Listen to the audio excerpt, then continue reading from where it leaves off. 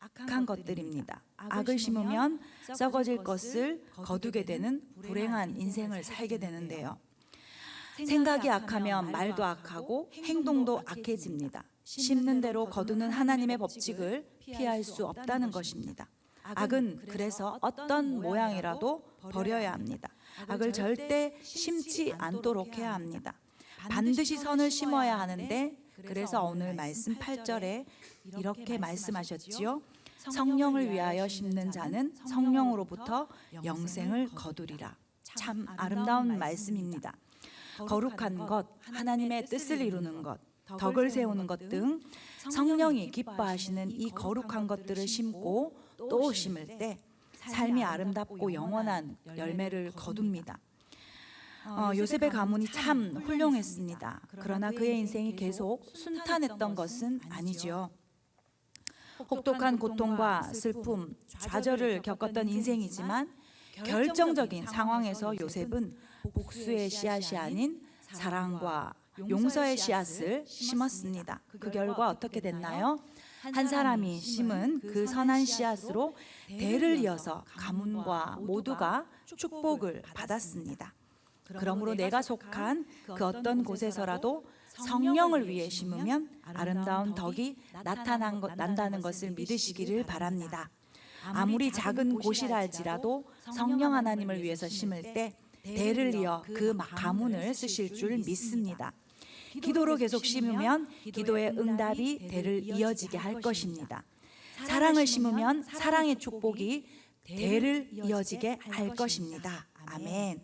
육체를 위한 것이냐 아니면 성령을 위한 것이냐 하는 이 질문 앞에 우리 모두가 매일매일 성령과 함께하며 성령을 위해 심고 뿌렸다고 당당하게 대답할 수 있기를 소망합니다. 내 삶에 마이너스가 되는 것이 아닌 내 삶을 아름답게 만드는 것으로 심을 때 하나님께서 영광 받으시고 기뻐하실 줄 믿습니다. 그래서 좋은 열매를 주렁주렁 다 맺는 우리가 되길 소망합니다. 네, 이제 크게 두 번째로 심고 거두는 인생에 있어 그럼 어떻게 거두어지는지를 한번 살펴보기를 원합니다. 우리 인생이 잘 심은 대로 인생이 되기 위해서 먼저 두 가지 방법을 나누었습니다. 그렇다면 거두어지는 때는 언제일까요? 오늘 말씀 9절입니다. 한번 읽어보겠습니다. 우리가 선을 행하되 낙심하지 말지니 포기하지 아니하면 때가 이름에 거두리라. 네, 우리가 진실되게 성령을 위해서 선한 것을 심었습니다. 그런데 바로 열매가 맺혀지면 얼마나 좋겠습니까? 그렇지 않다는 것입니다. 용서함으로 바로 잘못을 깨달아 충성하게 되더라. 열심히 가르쳤더니 곧 변화가 있게 되더라. 기도했더니 바로 응답이 오더라. 이러면 얼마나 좋을까요? 그러나 용서하였더라도 더 큰 문제가 일어날 수 있고, 사랑으로 품었지만 오히려 더 큰 반항을 할 수가 있고, 감싸 주었어도 더 기고만장할 수 있습니다. 잘 세워졌더니 더 교만해서 마치 신앙 없는 자 같을 수도 있다는 것입니다. 좋은 씨를 열심히 심었는데도 뿌렸는데도 열매가 없어 깊은 낙심이 찾아올 수가 있습니다. 그래서 오늘 말씀은 낙심이 되더라도 포기하지 말라 하십니다. 그러면 때가 이름에 거두리라. 반항해도 계속해서 사랑하고, 문제를 일으켜도 계속해서 용서하고, 깨닫지 못해도 계속해서 감싸 안고, 상황이 바뀌지 않아도 계속해서 기도하고, 변화가 되지 않아도 계속해서 가르치되, 악이 도전해도 계속해서 선을 심으라는 것입니다. 그래서 가장 필요한 것이 바로 인내입니다. 선을 심으며 낙심의 시간, 실망의 시간을 인내로 버텨야 합니다. 열매를 얻으려면 인내하라. 이것이 하나님께서 만들어 놓으신 거둠의 법칙이라는 것입니다. 거둠의 법칙에 있어서 가장 필요한 것이 인내함으로입니다. 역으로 생각하면 인내 없이는 열매를 얻지 못합니다. 그 인내를 통해 나 자신부터가 참 열매가 된다는 것인데요. 히랍의 철학자 에픽테투스는 그는 이렇게 말했습니다. 한 송이의 포도나 무화과 열매를 얻고 싶다면 꼭 시간과 인내가 필요하다. 꽃을 피우고 열매가 생기고 그 열매가 자라서 무르익기를 기다려야 한다는 뜻입니다. 작은 열매 하나 얻는데도 인내와 시간이 필요합니다. 하물며 우리가 하나님의 꿈을 이루기 위해서 선을 심은 후에 아름다운 결실을 원한다면 기다리는 것이 필요하다는 것입니다. 그래서 성경은 기다리는 자에게 모든 것을 준다고 하는데요. 야고보서 1장 4절입니다. 인내를 온전히 이루라. 이는 너희로 온전하고 구비하여 조금도 부족함이 없게 하려 함이라. 아멘. 하나님께서는 보다 정확하게 결실을 얻는데 인내보다 중요한 것이 없다고 하십니다. 인내할 줄 알아야 온전한 믿음이 된다고 하셨습니다. 제33회 파리올림픽에서 우리나라가 참 좋은 성적을 거두었습니다. 이 영광의 주역들 가운데 국가를 위해서 믿음의 레이스를 펼친 기독 선수들의 투혼이 있었습니다. 144명의 올림픽 출전 선수 중에 기독 선수는 22명입니다. 그 중에서도 유도에서 동메달을 딴 안바울 선수의 스토리가 저는 개인적으로 참 감동적이었습니다. 안바울 선수는 골리앗을 쓰러뜨리는 다윗의 모습같이 금메달보다도 더 값진 동메달의 주역이었습니다. 유도 단체전에 일부 체급에서 선수가 출전할 수 없게 되자 유도팀의 리더로서 그는 본인이 한 단계 위 체급에 굉장히 힘들게 출전했습니다. 그런데 독일 선수를 꺾고 극적으로 아주 기적적으로 승리했습니다. 안바울 선수는 바울이라는 이름이 너무너무 좋아서 어릴 때 계명을 할 정도로 신앙심이 깊었다고 합니다.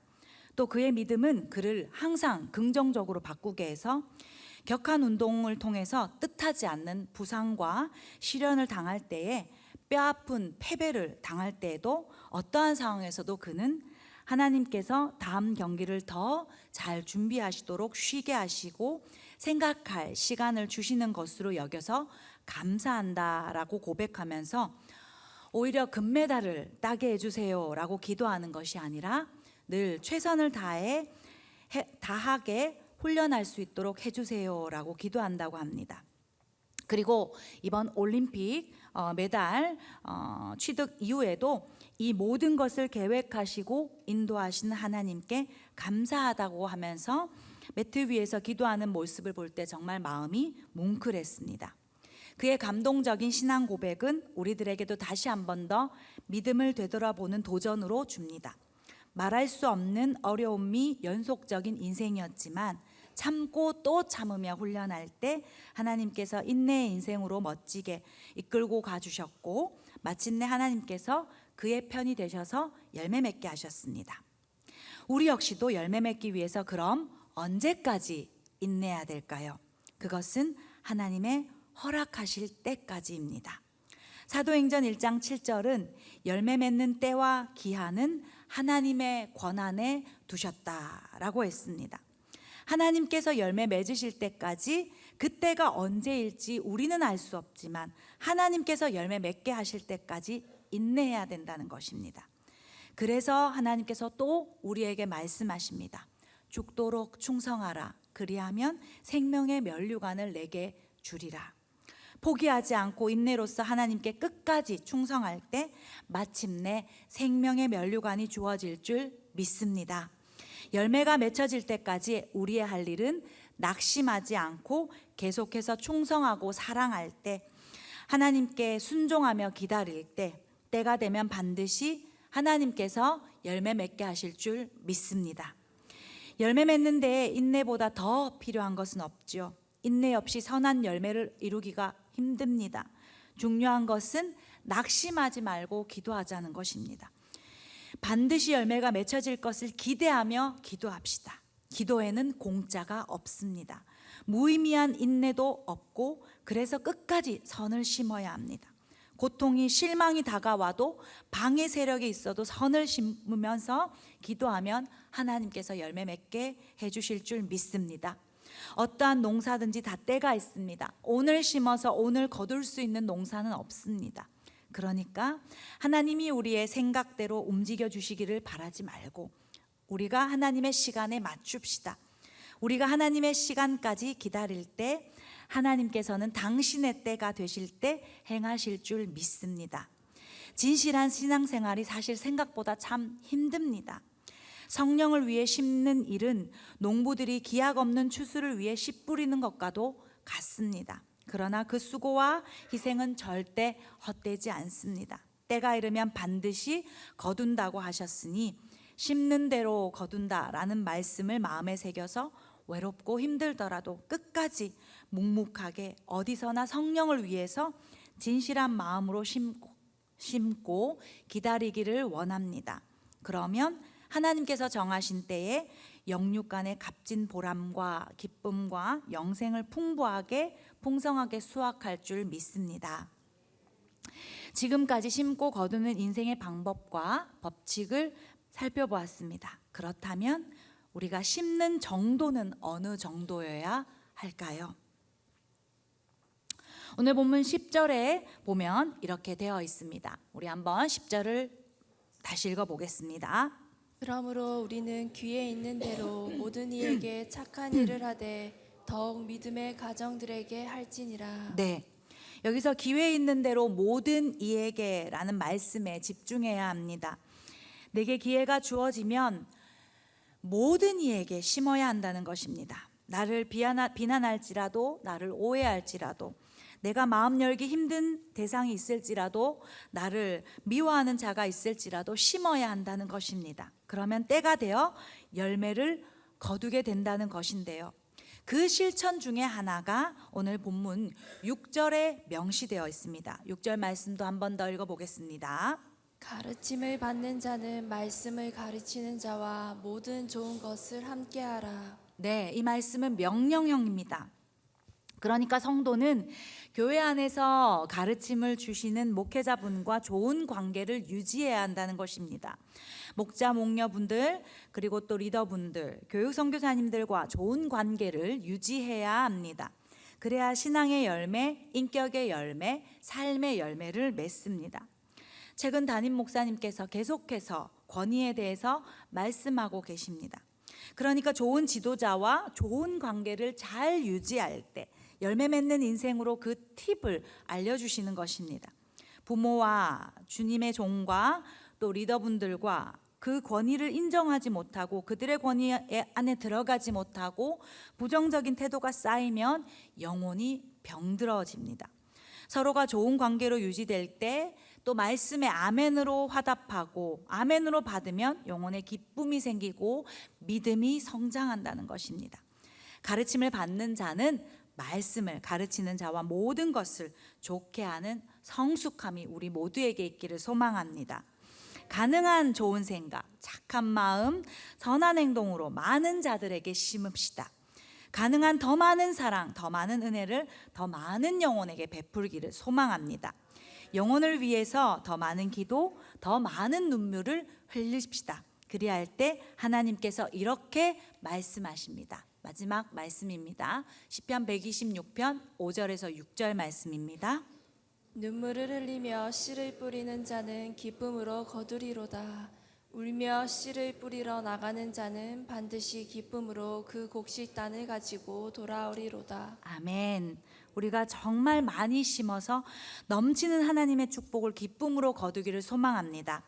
정리하겠습니다. 육체로 심는 것은 다 썩어집니다. 그러나 진실되게 성령으로 심는 것은 반드시 좋은 열매와 영생이 보장됩니다. 그리고 하나님께서는 날마다 우리가 인내로서 좋은 씨앗을 심기를 원하십니다. 뿌리기를 원하십니다.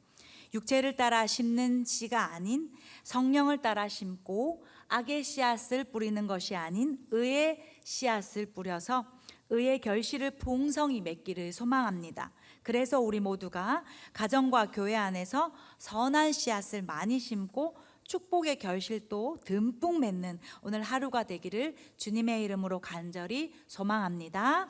아멘.